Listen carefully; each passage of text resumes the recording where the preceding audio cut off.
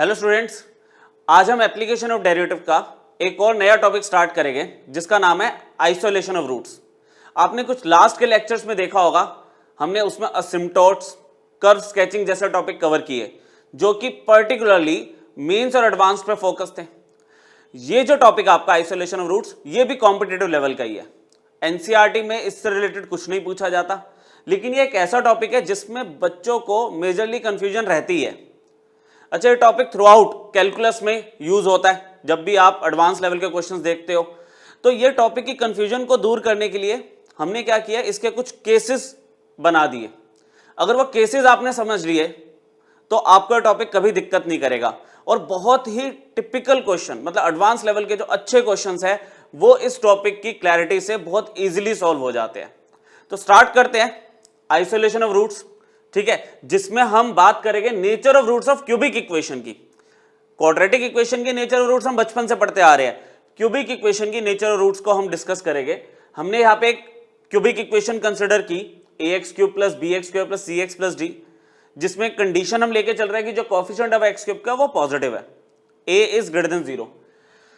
अगर आपको nature of roots पता करनी है तो आप fx को ये क्यूबिक जो इक्वेशन थी क्यूबिक पॉलिनोमियल कंसीडर कर लो आप, और इसका डेरिवेटिव निकाल दो। आप इसका डेरिवेटिव निकाल दो जो कि बहुत सिंपल है, 3ax² plus 2bx plus c, मतलब x का 1 और कांस्टेंट का तो 0 हो गया। अगर आपको nature of roots of cubic equation पता करना है तो आप क्यूबिक इक्वेशन को क्यूबिक पॉलिनोमियल में फॉर्म करो, उसका डेरिवेटिव निकालो। अब जब डेरिवेटिव निकाल लिया तो ये बन गया क्वाड्रेटिक, और क्वाड्रेटिक को हम अच्छे से जानते हैं। मैं इस क्वाड्रेटिक का डिस्क्रिमिनेंट कैलकुलेट करूंगा। इन केस अगर वो डिस्क्रिमिनेंट नेगेटिव आ गया तो इसका मतलब इस क्वाड्रेटिक के कितने रियल रूट्स हैं। अगर इसका डिस्क्रिमिनेंट नेगेटिव आ गया क्वाड्रेटिक का, तो उस केस में हमारे पास कितने रियल रूट्स हो गए। आप बोलोगे f' इक्वल टू 0 वाली जो इक्वेशन है, f' इक्वल टू 0 वाली इक्वेशन जो कि एक क्वाड्रेटिक इक्वेशन है, it has no real roots.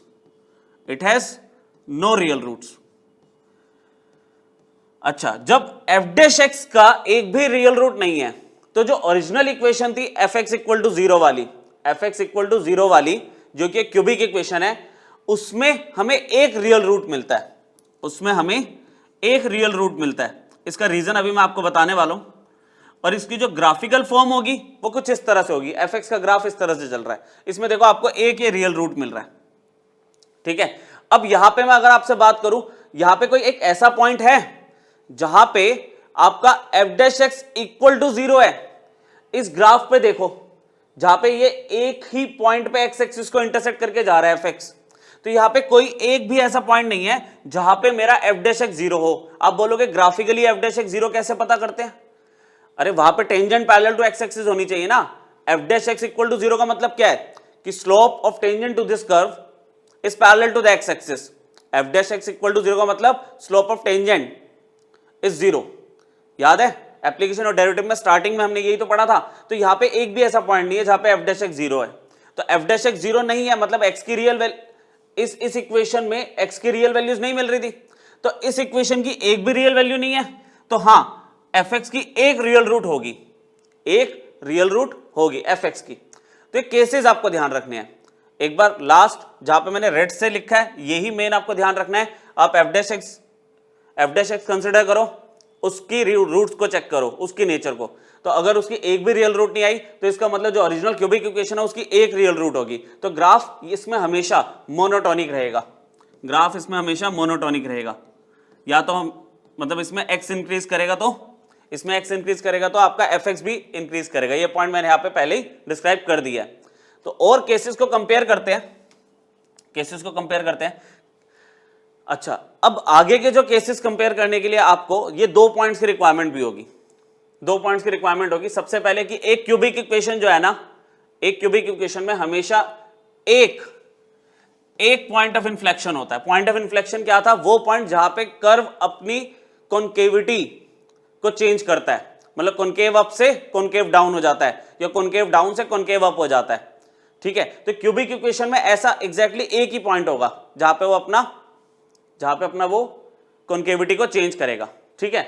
दूसरा, ये बहुत इंपॉर्टेंट पॉइंट है बच्चों, बहुत इंपॉर्टेंट पॉइंट है, आगे के लेक्चर में भी ये यूज होगा। आपको कहता है अगर आपका एक पॉलिनोमियल है fx, ठीक है, अच्छा वो क्यूबिक है, बाई क्वाड्रेटिक है, कुछ भी है, कह रहा अगर उस पॉलिनोमियल की आपने दो रूट्स निकाली, अगर आपने उस पॉलिनोमियल की दो रूट्स निकाली तो उस पॉलिनोमियल का जो डेरिवेटिव होगा ना उसकी एक रूट इन दो रूट्स के बीच में होगी।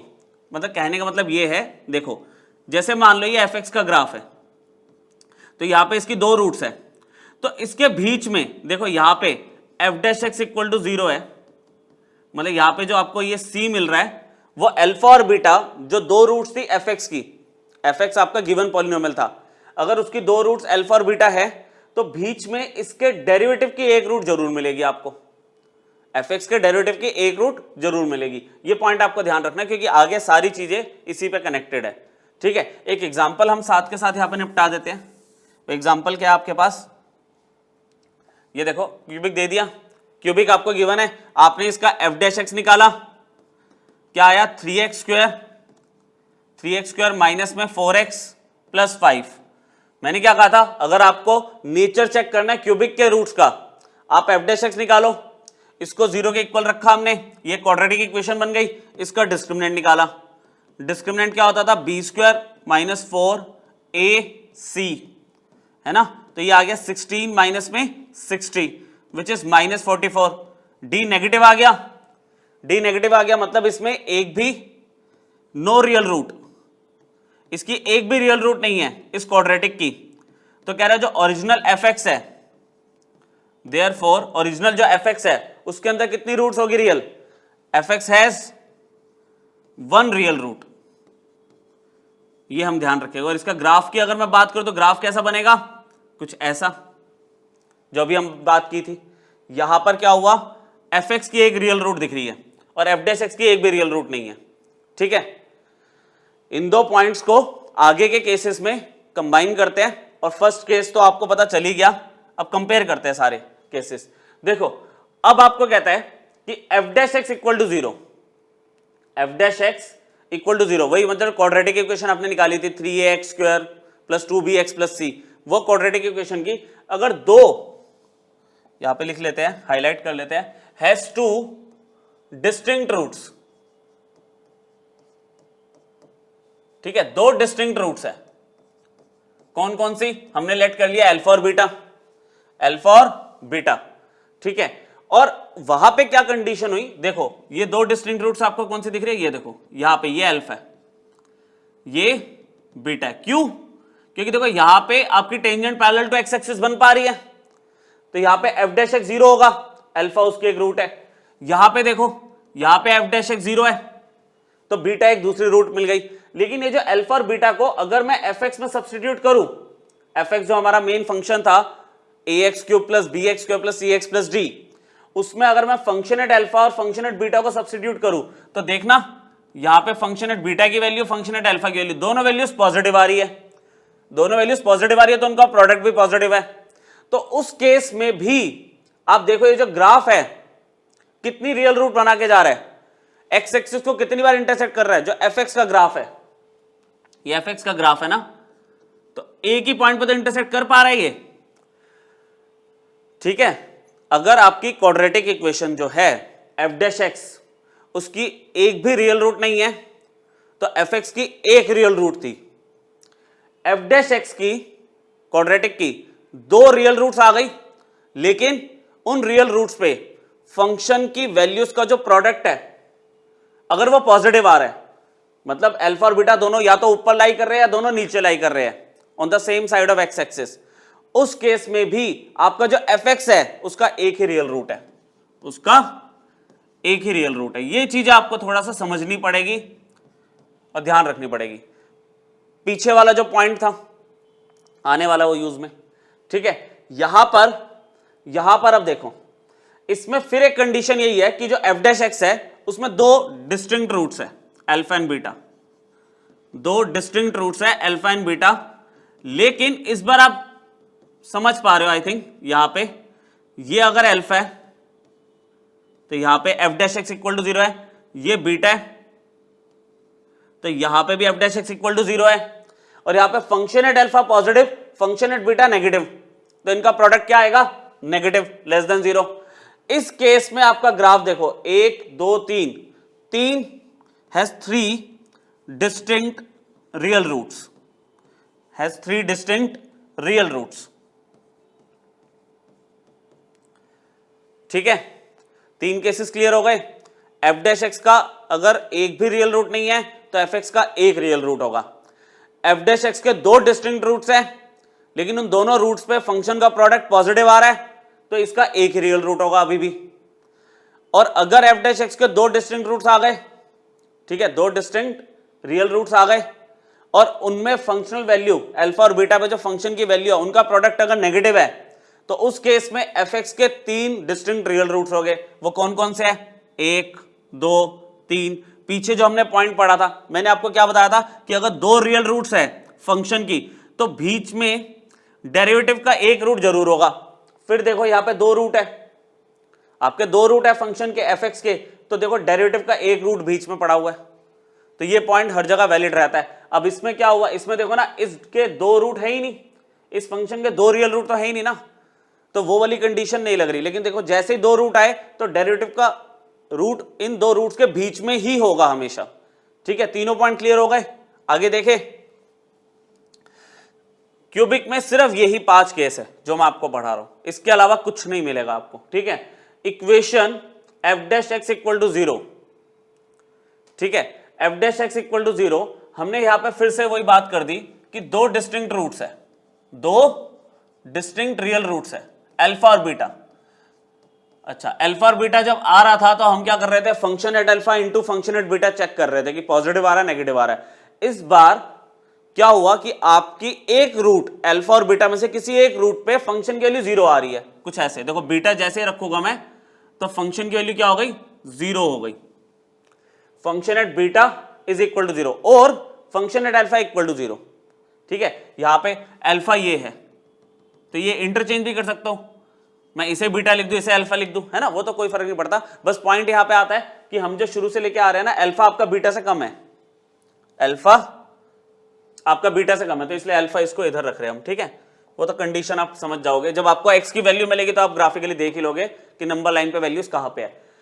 इसमें क्या पॉइंट आ रहा है आपका कि देखो यहां पे अगर आप चेक करो, अगर आप यहां पे चेक करो तो ग्राफ के 2 पॉइंट ऑफ इंटरसेक्शन है, जिसमें एक पॉइंट तो ये हो गया, लेकिन ये जो दूसरा पॉइंट है ये टच करके जा रहा है, तो इसमें 3 रूट्स है, एफ एक्स की 3 रूट्स है, लेकिन उसमें क्या है, आपकी रियल रिपीटेड रूट होगी, रिपीटेड, डबल लिख देता हूं मैं यहां पे बीच में, डबल रियल रूट है। ठीक है, और इसमें आप ये कह सकते हो एक और रियल रूट है यहां पे। मतलब इसका एग्जांपल मैं जब बोलूं आपको, यहां पे क्या कह रहा हूं कि मान लो x की वैल्यू एक 1 आ रही है, तो x की वैल्यू दूसरी 3 और 3 आ रही है, तो 2 रिपीटेड है, एक रियल डिस्टिंक्ट है ना, 1 अदर रियल रूट बोला है मैंने यहां पे, अदर रियल, और यहां पे क्या रिपीटेड रियल रूट, डबल लिख दिया क्योंकि 2 बार आएगी वहां पे वैल्यू। बात समझ आई? तो इसके अंदर क्या आ रहा है कि अगर मान लो आपके एफ डैश एक्स की 2 रूट्स आई, पहले भी 2 आ रही थी अल्फा बीटा, लेकिन उनमें से किसी एक पे फंक्शन की वैल्यू 0 आ गई। ठीक है, मतलब वो क्या हो रहा है, टेंजेंट एक्स एक्सिस बन रहा है इसका, फंक्शन की वैल्यू अगर 0 हो गई तो उस केस में हमारे पास क्या होगा, इस पॉइंट पे फंक्शन की 2 रिपीटेड रूट हो गई, और इस पॉइंट पे आपकी एक अलग से रूट मिल जाएगी, रियल रूट आपको। क्लियर? एक एग्जांपल और देख लेते हैं, एक एग्जांपल और देख लेते हैं कि अगर एफ डैश एक्स में हमारे पास 3 इक्वल रूट्स आ गई, हैज 3 इक्वल रूट्स। ठीक है, या 3 मत लिखो, इसमें 2 ही ले लो, क्योंकि हमारे पास क्वाड्रेटिक बनेगी ना, है ना, क्वाड्रेटिक बनेगी। एफ डैश एक्स तो क्वाड्रेटिक है ना, तो उसकी 2 रूट्स आई, दोनों ही इक्वल रूट्स है, अल्फा, और अनफॉर्चुनेटली उस अल्फा पे फंक्शन की वैल्यू 0 है।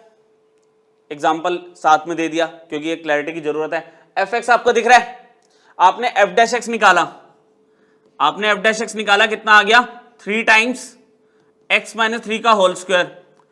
जब मैंने एफ डैश एक्स को 0 के इक्वल रखा तो आपको x की 2 वैल्यूज मिल रही है, कौन सी, 3 और 3 इक्वल मिली, और अगर वो 3 में सब्स्टिट्यूट करूं एफ एक्स में तो वो 0 बन रहा है। तो वो 0 बन रहा है। यहां पे जो अगर फंक्शन की वैल्यू चेक करो तो क्या बन रही है 3,0। उस केस में फंक्शन के पास रिपीटेड रूट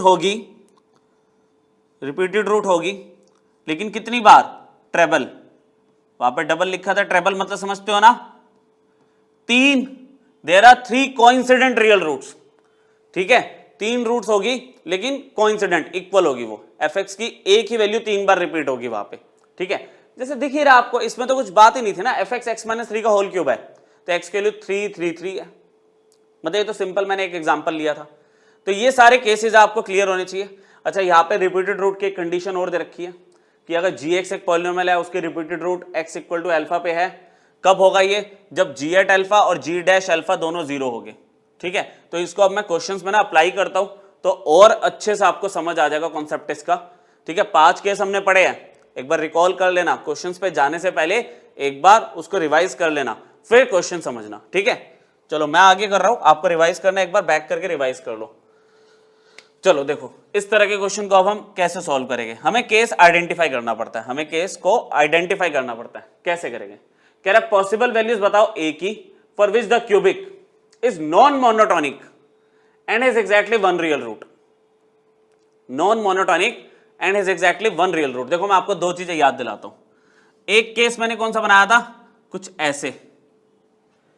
ये कौन सा है? ये मोनोटोनिक है, लेकिन इसके अंदर एक ही रियल रूट है, ये वाली। एक केस मैंने क्या बनाया था? एक केस मैंने ये बनाया था, इसमें भी क्या है? रूट तो एक ही है ना, लेकिन ये नॉन मोनोटोनिक है, पहले इंक्रीज हो रहा है, फिर डिक्रीज, फिर इंक्रीज हो रहा है। तो मुझे ये वाला केस सिलेक्ट करना है ना। मतलब ये कौन सा केस है? Case number 2। तो चलो क्वेश्चन समझ आया। हमने यहां पे सबसे पहले fx को कंसिडर किया x³ plus ax plus 2। Mathematical condition अभी लिखूंगा उस केस की। आपको f' तो निकालना ही है। आपने ले लिया 3x² प्लस a, ये आ गया। अब देखो सिंपल सी बात है, अगर मैं a की वैल्यू पॉजिटिव या इक्वल टू 0 ले लूं तो f' क्या होगा? देन आपका जो f' होगा वो तो ग्रेटर देन और इक्वल टू 0 आ जाएगा। आप मतलब इसको क्या बोलोगे? दैट इज इंक्रीजिंग फंक्शन, है ना। इंक्रीजिंग फंक्शन का मतलब क्या हो गया? मोनोटोनिक, जो कि आपके रिक्वायरमेंट से उल्टा है। एक रूट होगी इसकी, ठीक है, and will have exactly one real root. ये बात वैलिड है, एग्जैक्टली वन रियल रूट। तो मुझे एग्जैक्टली वन रियल रूट चाहिए, लेकिन बच्चों मुझे नॉन मोनोटोनिक चाहिए। तो मैं a ग्रेटर देन 0 को तो ले ही नहीं सकता। a की वैल्यू 0 या उससे ज्यादा तो होगी ही नहीं। उसने पॉसिबल वैल्यूज ऑफ a बताई है ना, तो एक पार्ट तो मेरे को क्लियर हो गया कि a की पॉजिटिव वैल्यूज नहीं होगी, मतलब a की नेगेटिव वैल्यूज होगी। ठीक है, ये हमें पता चल गया। तो ये केस तो मैं कंसिडर करूंगा ही नहीं। तो फिर कह रहा दूसरा केस और कौन सा था? अगर मान लो मैं अब a की वैल्यू नेगेटिव लूं, होगी क्या वो हम बात करेंगे अभी। ठीक है, देन f' की वैल्यू जो 3x² प्लस a है, इसमें a की वैल्यू मान लो नेगेटिव है, तो मान लो a की वैल्यू मान लो मैं -1 लेके चल रहा हूं, तो 3x² -1। तो हाँ, यहां से मुझे 2 रूट्स मिल जाएगी, 2 रियल रूट्स मिलेगी, है ना, 2 डिस्टिंक्ट रियल रूट्स मिलेगी। इसमें तो नहीं मिलेगी ना। तो यहां पे अगर मैं a नेगेटिव ले रहा हूं तो then will have 2 distinct roots। ठीक है, 2 distinct roots, दैट इज आप कह रहे हो इसमें कि f' को 0 के इक्वल रखो पहले, तो 3x² plus a is equal to 0। आप यहां पे क्या बात करोगे कि x² की वैल्यू क्या हो गई? -a/3। x² की वैल्यू क्या हो गई? -a/3, -a फिर 3 गया, तो x की वैल्यू क्या बन गई बच्चों? Under root. ठीक है, ये क्या हो जाएगी? अंडर रूट -a/3, और ये प्लस माइनस में होगा। एग्री कर रहे हो? स्क्वायर जब ट्रांसफर करोगे तो दो रूट्स आएंगे, एक पॉजिटिव एक negative, plus minus under root minus a/3। अच्छा तुम इमेजिनरी के बारे में मत सोचना, क्योंकि a की खुद की वैल्यू नेगेटिव है, तो नेगेटिव नेगेटिव पॉजिटिव हो जाएगा, ठीक है। तो यहां पे x की दो वैल्यूज आ गई, जिसमें मैंने क्या किया, यहां पर मैंने क्या किया, b ले लिया माइनस a/3। क्या ले लिया, b को ले लिया माइनस a/3, थोड़ा सा सॉल्व करने में इजी रहेगा। माइनस a/3 को मैंने b ले लिया, तो मुझे x की कौन सी दो वैल्यूज मिल गई, प्लस माइनस अंडर रूट में b, ठीक है। तो एक अल्फा कितना हो गया रूट b, और बीटा कितना हो गया माइनस में रूट b। देखो सिंपल सी बात है ना, इस वाले केस में तो क्या हो रहा है, अगर फंक्शन मोनोटोनिक हो गया है ना, क्योंकि देखो इसमें अगर मैं बात करूं a पॉजिटिव है तो इसका डिस्क्रिमिनेंट तो तुम्हारा क्या होगा, नेगेटिव आ जाएगा, तो उस केस में फंक्शन इंक्रीजिंग हो जाएगा, एक रियल रूट जरूर होगी। लेकिन मुझे तो ये केस लेना ही नहीं है, मुझे तो नॉन मोनोटोनिक का केस लेना है। तो नॉन मोनोटोनिक के लिए मैंने a को नेगेटिव लिया और सॉल्व करके मैंने x की दो अलग अलग वैल्यूज निकाल दी। और जब दो डिस्टिंक्ट रूट्स होगी, जब दो डिस्टिंक्ट रूट्स होगी और एग्जैक्टली वन रूट का केस है मेरा, तो बच्चों ये वाला केस है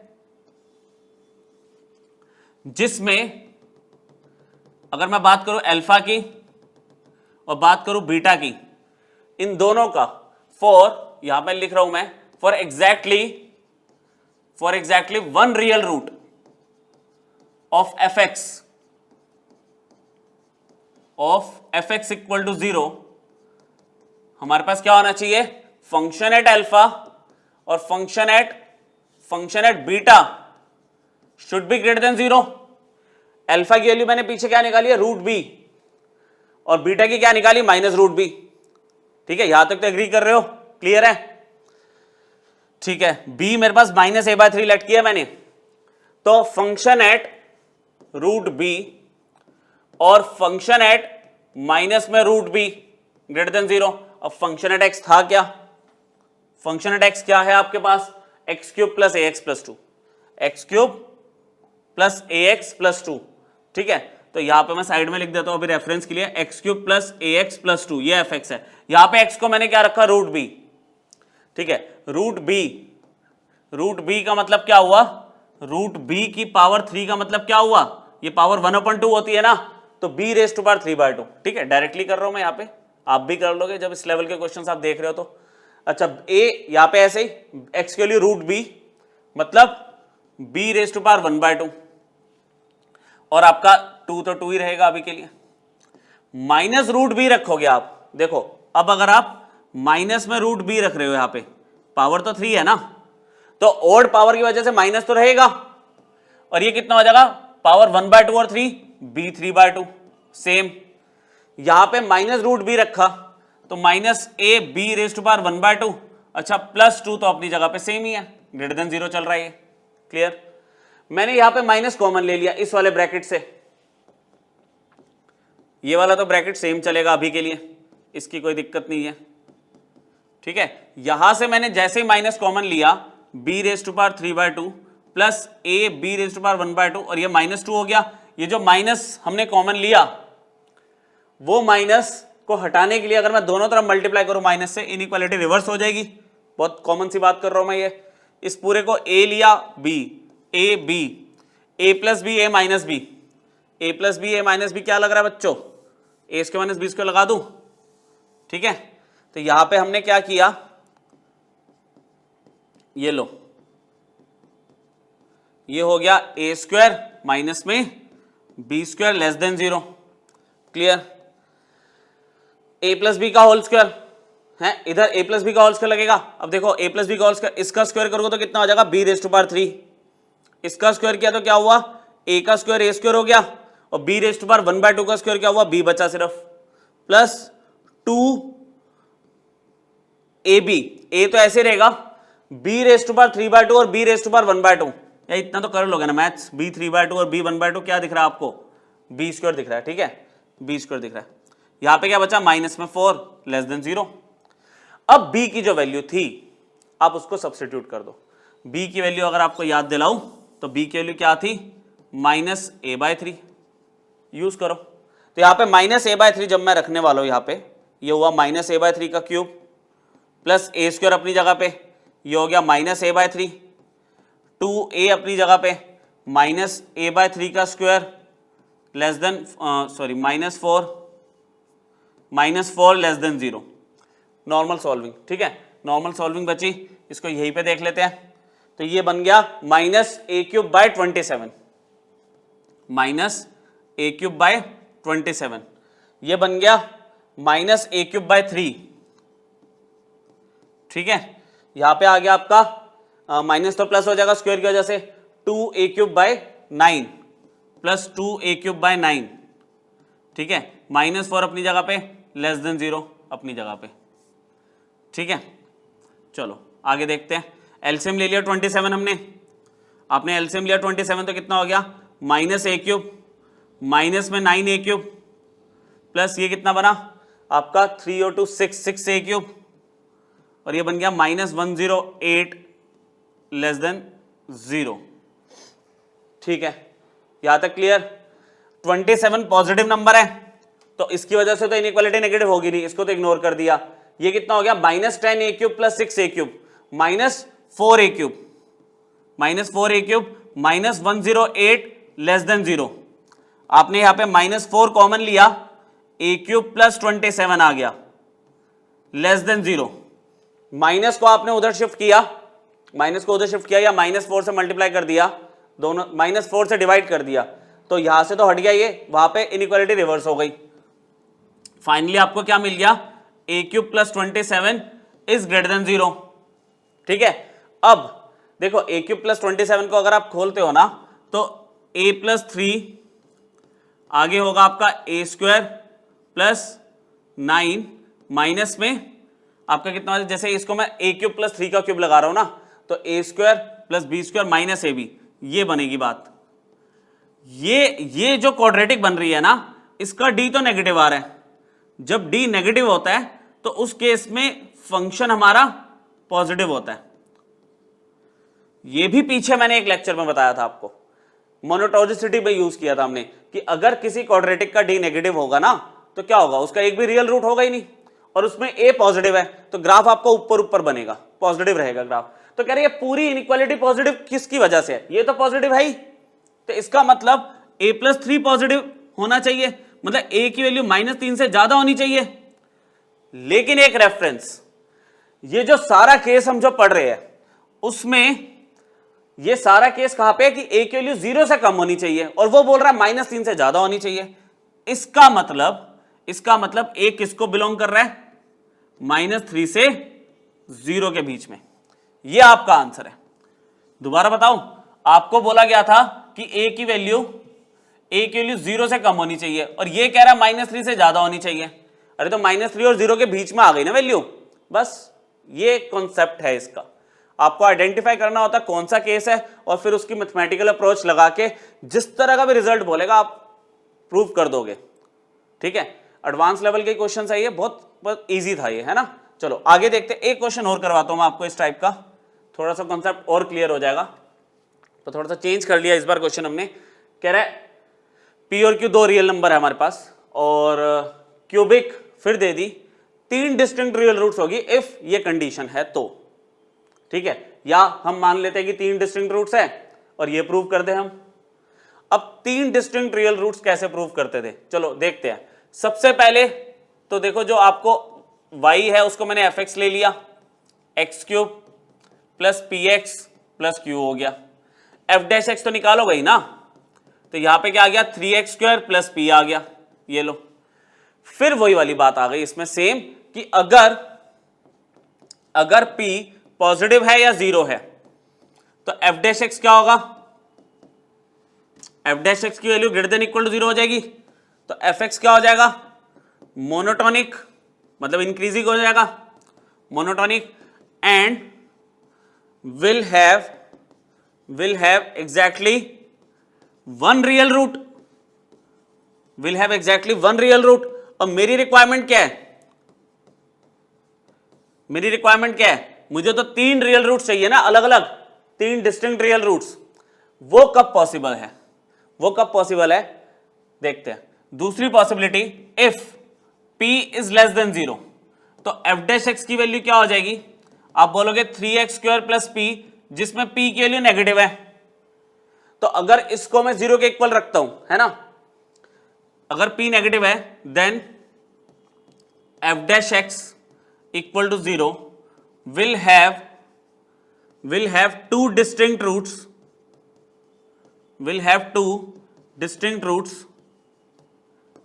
ठीक है। वो कैसे मिलेगी distinct roots, that is f dash x equal to 0 रखूं मैं, तो देखो 3x² plus p equal to 0, जिसमें p नेगेटिव है, p नेगेटिव है आपका, सेम वर्किंग, x² की वैल्यू कितनी हो गई -p/3। आप x को क्या लेने वाले हो, plus minus under root -p/3, जिसमें मैंने क्या किया, लेट कर लिया, -p/3 को मैंने ले लिया r ले लिया। तो यहां पे मेरे पास जो दो रूट्स आ गई, ठीक है, तो x के लिए क्या बन गई, प्लस माइनस अंडर रूट में r, -p/3 को r ले लिया, तो अल्फा क्या मिल गया मुझे, अल्फा क्या मिल गया, एक बार रूट r मिल गया, और बीटा क्या मिल गया, माइनस में रूट r। ये किसकी रूट्स है, f dash x equal to 0 की, दो डिस्टिंक्ट रूट्स आ गई अलग अलग, है ना। अब fx की 3 अलग रूट्स कब होगी, fx की 3 अलग रूट्स कब होगी, याद करो, ये वाला केस था 1 2 3। इस केस में क्या था कि जो अल्फा है ऊपर, बीटा नीचे, मतलब फंक्शन एट अल्फा और फंक्शन एट बीटा का जो प्रोडक्ट होगा वो क्या होगा, नेगेटिव होगा, तभी तो 3 रूट्स का ग्राफ आपको दिख रहा है ना। तो यहां पे अब मैं बोलूंगा for fx to have 3 distinct real roots, f alpha और f beta will be less than 0, इनका प्रोडक्ट लेस देन 0 होगा। अल्फा आपके पास क्या था, रूट r, और बीटा क्या था, माइनस रूट r, और r कितना, -p/3, जिसमें p नेगेटिव है। हो रहा है ना कनेक्ट सब कुछ, लास्ट क्वेश्चन की तरह ही है, बस कंडीशन 3 रूट्स की ले ली, पिछली बार सिर्फ एक रूट था, रियल रूट। तो f alpha dot f beta less than 0, तो यहां पे क्या आ गया, फंक्शन रूट r और फंक्शन डॉट फंक्शन माइनस में root r is less than 0। अच्छा फंक्शन क्या था, x³ plus px plus q, same ही तो ऑलमोस्ट, है ना, x³ plus px plus q, reference के लिए यहां रख दिया। x के लिए क्या रखेंगे, रूट r अगर मैं रखता हूं तो क्या हो जाएगा, पीछे वाले क्वेश्चन की तरह ही r raise to power 3/2 plus p times r raise to power 1/2 और प्लस q अपनी जगह पे ही है, ये तो ठीक है। फिर माइनस रूट r रखा जाएगा, माइनस रूट r तो क्यूब की वजह से माइनस तो रहेगा, r raise to power 3/2 minus root r रखा तो ये हो गया minus p r raise to power 1/2 plus q अपनी जगह पे लेस देन 0 चल रहा है ये। फिर हमने माइनस कॉमन लिया, ये ब्रैकेट तो सेम ही रहेगा, इस ब्रैकेट में तो कोई चेंज नहीं है, यहां पे मैंने माइनस कॉमन लिया, r raise to power 3/2 plus p times r raise to power 1/2 minus में q, जैसे माइनस कॉमन लिया और माइनस से मल्टीप्लाई करा दोनों साइड, इनइक्वालिटी चेंज हो गई। फिर से ये a plus B a minus B ये लगा देते हैं, r raise to power 3/2 plus p r raise to power 1/2 इस पूरे का स्क्वायर और माइनस q का स्क्वायर ग्रेटर देन 0 चल रहा है, ठीक है। जब इसमें a प्लस बी का होल स्क्वायर हमने एक्सपेंड किया तो ये क्या बन गया, r³ बन गया, ये बन गया p² r, फिर क्या बनेगा 2ab, a में p तो ऐसे ही रहेगा, r raise to power 3/2 into r raise to power 1/2 को करोगे तो क्या हो जाएगा, r² हो जाएगा, माइनस में q² greater than 0। Same r की वैल्यू क्या थी, -p/3, वो रखते हैं, -p/3 का क्यूब लिया plus p² -p/3 plus 2p -p/3 का whole square minus q² is greater than 0। चलो अब थोड़ी सी सोल्विंग रह गई, बस देखते हैं कि कंडीशन जो है वो आ रही है नहीं आ रही। अच्छा एग्जाम में क्या करेगा, वैसे 4 कंडीशन दे देगा और लास्ट में आपको जाके पता चल जाएगा कि कौन सी कंडीशन ट्रू है हमारी इनइक्वालिटी में। इसका क्यूब करा तो मुझे मिला -p³/27, ठीक है। इसको करोगे तो कितना हो जाएगा, माइनस में p⁻³ और ये हो जाएगा आपका -p का स्क्वायर है तो प्लस हो गया, ये हो जाएगा 2p³/9, सेम 2p³/9 और माइनस क्यू स्क्वायर अपनी जगह पे है ही और ग्रेटर देन 0 भी चल ही रहा है। एलसीएम लिया 27, ठीक है, इसको ऐसे बना देता हूं, ठीक है। तो यहां पे 27 हमने एलसीएम लिया, -p⁻³ माइनस 9p⁻³ ये प्लस कितना हो जाएगा 6p⁻³ और माइनस में 27 Q square is greater than 0, ठीक है। ये कितना हो गया -10p³ + 6p³ is again -4p³ minus 27 Q square is greater than 0। अच्छा 27 तो वैसे पॉजिटिव है, नीचे वाला तो उसको तो हम कंसिडर नहीं करेंगे, सारी इनइक्वालिटी पे ही डिपेंडेंसी है, ऊपर वाली टर्म्स पे। माइनस कॉमन ले लिया, तो 4p³ + 27 क्यू स्क्वायर और उधर ट्रांसफर करा या मल्टीप्लाई करा माइनस से, दोनों तरफ माइनस से मल्टीप्लाई कर दिया तो इनइक्वालिटी ये आ गई। चेक करना, यही प्रूव करना था, बिल्कुल यही प्रूव करना था।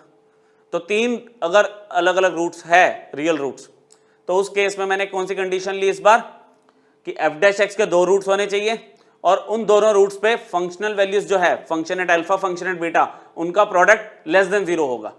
तो जो रिजल्ट बोलेगा वो हमें मिल जाएगा, कोई वैल्यू निकालनी है वो मिल जाएगी, कुछ कंडीशन प्रूव करनी है वो प्रूव हो जाएगी। तो ये आपका आइसोलेशन ऑफ रूट्स का टॉपिक था, ठीक है। एक बहुत छोटा सा क्वेश्चन आपको कराता हूं, देखो इसी में एक क्वेश्चन और देखते हैं। आपको कह रहा है एक इक्वेशन दे दी, देखो अब थोड़ी पावर बढ़ा दी, कह रहा है प्रूव करो एग्जैक्टली 3 रियल रूट्स है। 3 रियल रूट्स, देखो रियल रूट्स के बारे में अब हमें पता तो है ही, कंडीशन तो पता है, एक बार इसको वेरीफाई करते हैं। इसमें कुछ प्रूविंग वगैरह का नहीं है, मतलब अलजेब्रिक वैल्यू मिल जाएगी आपको।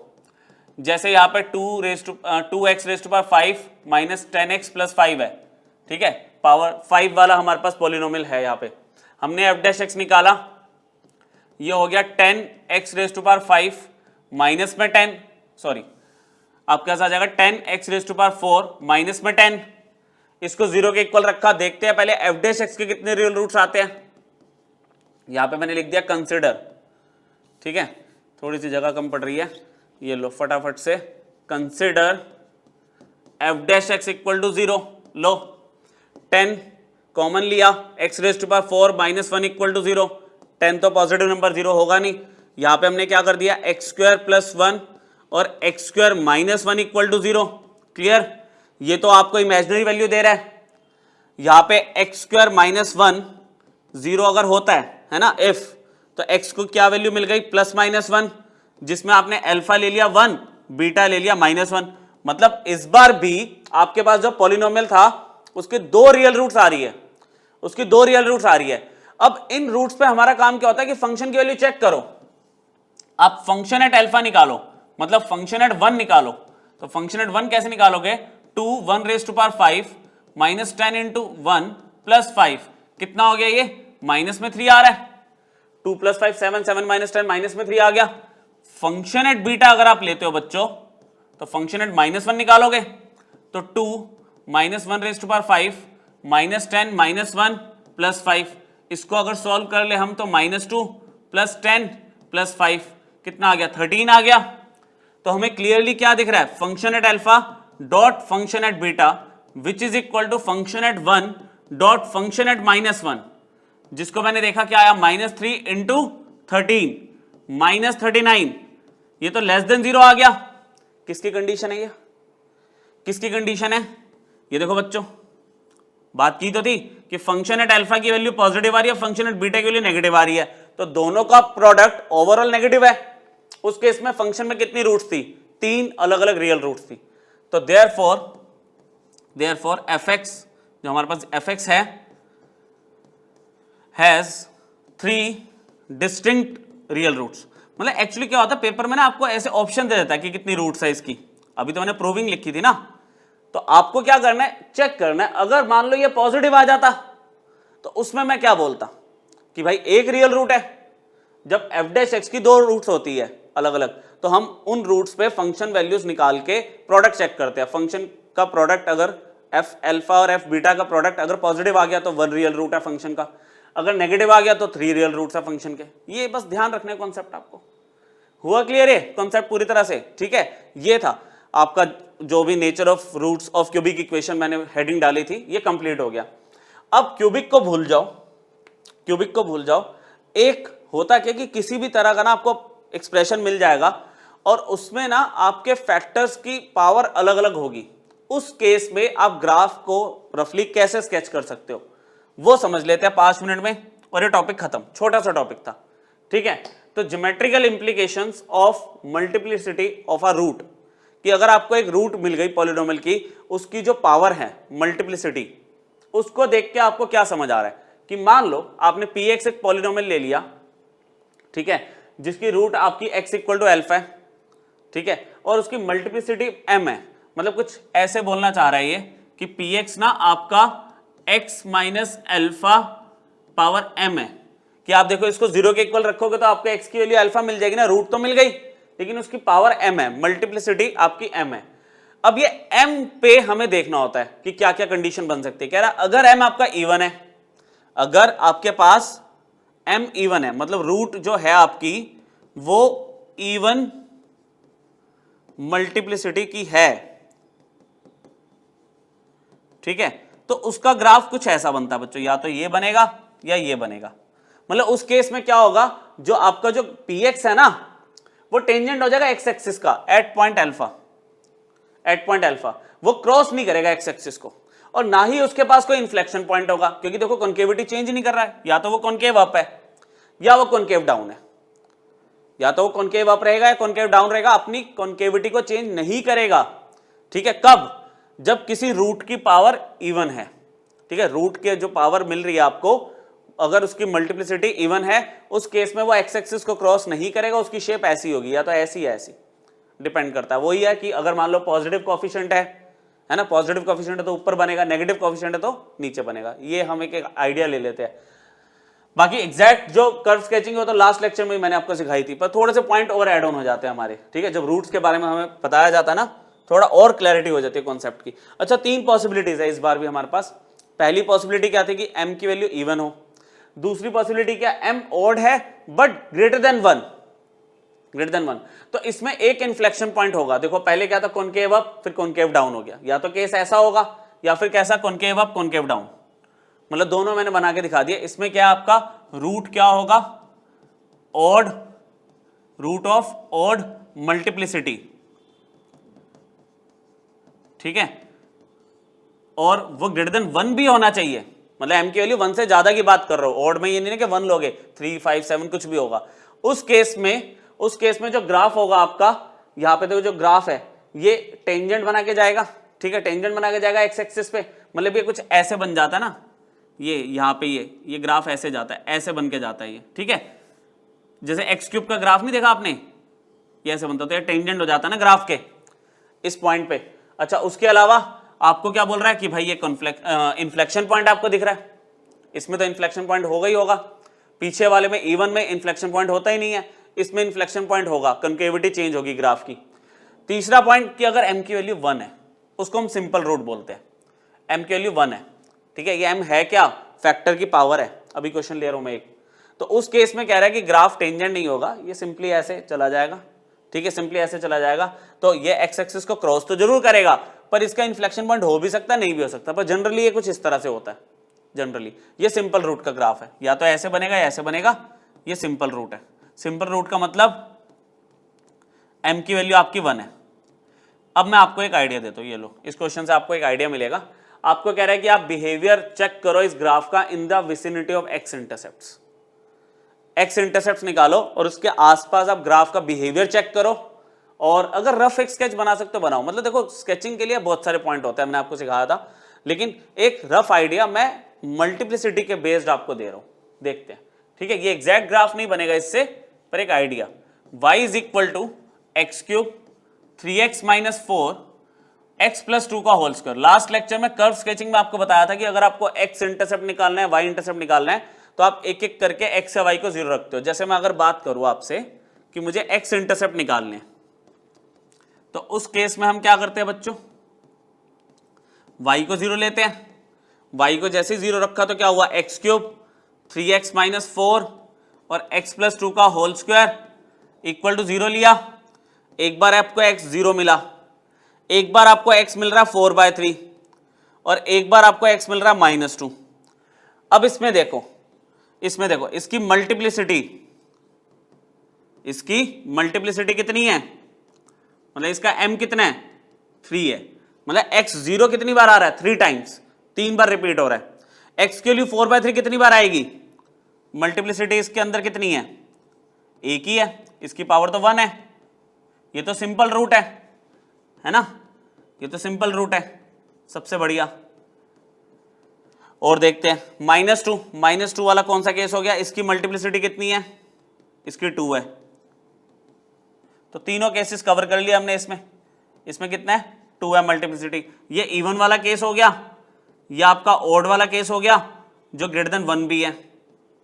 इसको मैंने क्या किया, रफली एक रफ फिगर मैं बता रहा हूं, इंटरसेप्ट हमने निकाल लिए। अब इन इंटरसेप्ट के अराउंड जैसे x की वैल्यू -2 आई है, यहाँ पे 0 तो होता ही है, फिर आपकी वैल्यू क्या आई 1 और 2 के बीच में 4/3 विच इज रफली 1.3, 4/3 ले लिया 1 और 2 के बीच में, और फिर वैल्यू कौन सी है 0 भी तो है, अच्छा 0 भी है, थोड़ा सा फिर इसको और जूम करें, -2 यहां ले लेते हैं, ये 0 हो गया, ये 1 और 2 के बीच में ये 4/3 हो गया।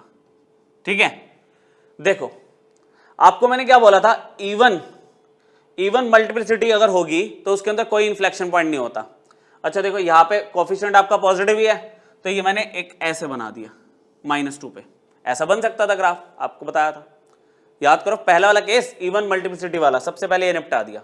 ठीक है, फिर ऑड मल्टीप्लिसिटी लेकिन ग्रेटर देन 1, इसमें क्या था इन्फ्लेक्शन पॉइंट मिलता है आपको, इन्फ्लेक्शन पॉइंट मिलता है मतलब कॉन्केविटी ये चेंज करता है, कॉन्केविटी चेंज करेगा, 0 के अबाउट कर रहा है, देखो 0 पे, 0 आपका इंटरसेप्ट है, उस केस में कुछ ऐसे बन सकता है, आपको बताया था कुछ ऐसे बनेगा ये। ठीक है, और 4/3 वाली जो रूट है वो एक सिंपल रूट है, तो उस केस में क्या होगा, आपका ग्राफ या तो ऐसे बनेगा या ऐसे बनेगा। अब देखो ये यहां से आ रहा है तो ग्राफ कुछ ऐसे बन जाएगा, ये चला गया सीधा, थोड़ा और इसको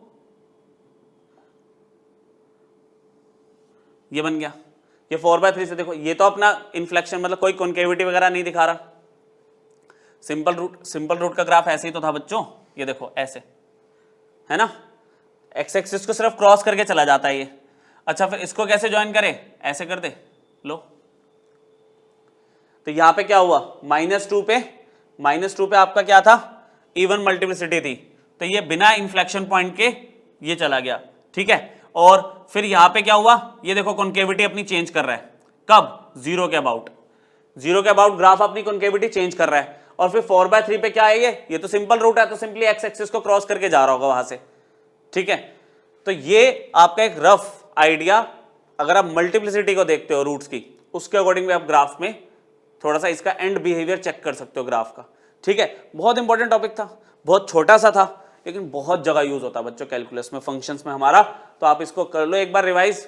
अब अगर आप एडवांस लेवल के कुछ क्वेश्चंस पर अटके होगे तो इस कॉन्सेप्ट से वो आपके इजीली हो जाएंगे। ठीक है, चलो नेक्स्ट क्लास में मिलते हैं, थोड़ा सा टॉपिक रह गया एओडी का, उसे खत्म करते हैं। Thank you.